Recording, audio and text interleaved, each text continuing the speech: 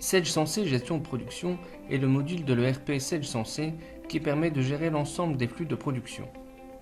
Je vous propose un rapide tour d'horizon de ses principales fonctionnalités. Commençons par les données techniques. Parmi celles-ci, voyons les trois principales. Tout d'abord l'article. Nous avons deux façons d'afficher les listes. En mode simplifié, comme ici, avec les principales informations, ou alors en mode tableau pour permettre une recherche plus poussée avec des tris, des filtres et des regroupements. Dans la fiche article, les principales informations apparaissent dans la fiche signalétique. Puis les autres sont répartis dans les onglets sur la gauche.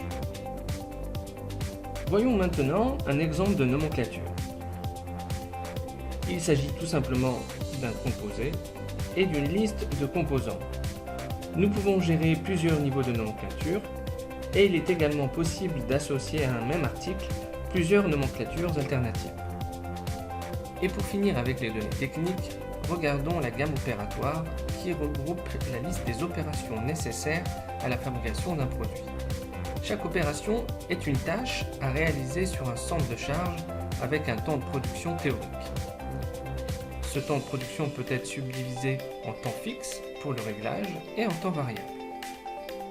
La gamme opératoire a deux objectifs, le calcul du coût de revient et la planification des machines.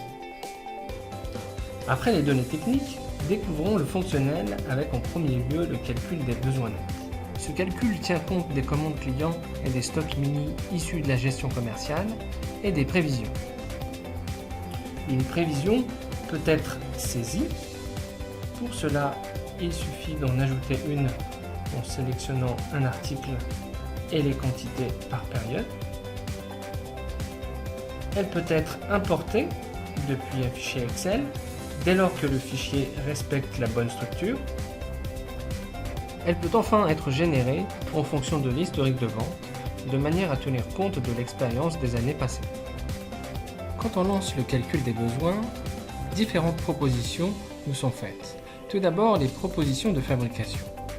Nous avons plusieurs lignes, chaque ligne est une proposition. Nous avons ici une proposition pour fabriquer 50 bureaux pour une date de livraison au 23 mai et donc il faut les commencer au plus tard le 2 mai. Les propositions n'ont aucun impact tant qu'elles ne sont pas validées, mais avant cela, il est possible de les modifier. Quand je double-clique, j'ai la possibilité de modifier la quantité lancée et la date de livraison. Je valide cette proposition que je transforme donc en ordre de fabrication. De la même façon, nous avons des propositions d'achat.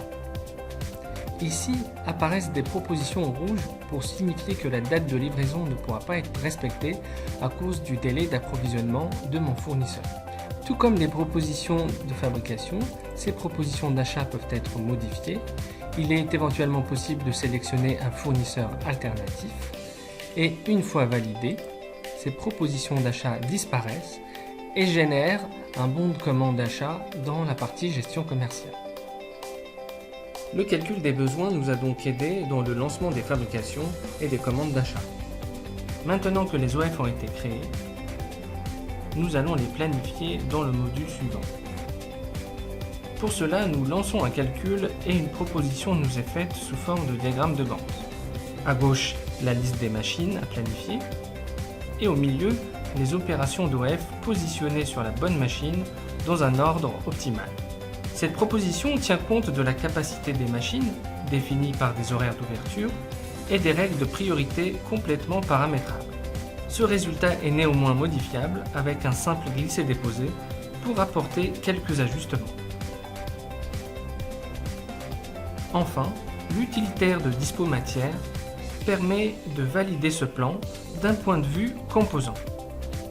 Ce planning peut être sauvegardé en tant que planning officiel ou tout simplement en tant que simulation. De nombreux reports viennent compléter l'exploitation de ce plan, comme par exemple le comparatif charge-capacité ou la consultation qui montre les commandes en cours dans l'atelier avec l'état d'avancement et la situation par rapport à la date de livraison. Après cet aspect théorique du planning, nous entrons dans la réalité du suivi de fabrication. C'est ici que nous avons la liste des OF. Un code couleur illustre l'état d'avancement de chacun d'entre eux.